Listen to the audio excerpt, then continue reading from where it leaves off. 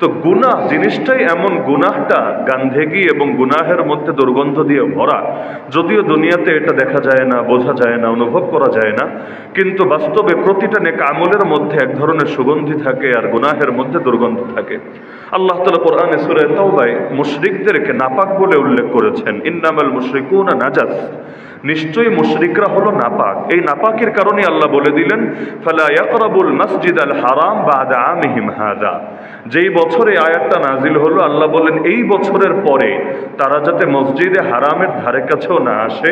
যার কারণে মাসআলা এটাই, যারা অমুসলিম আছে তাদের জন্য মসজিদে হারাম তো দূরের কথা, গোটা আরব উপদ্বীপের মধ্যে, আরবিতে জাজিরাতুল আরব বলে, এর মধ্যে প্রবেশ করে জায়েজ নাই। কেন?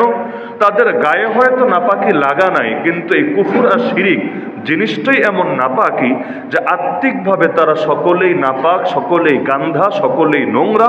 সুতরাং তারা যদি পবিত্র ভূমিতে প্রবেশ করে, এর দ্বারা এই ভূমির পবিত্রতা লঙ্ঘন হয়, এর মানহানি হয়, এর মর্যাদা ক্ষুণ্ণ হয়।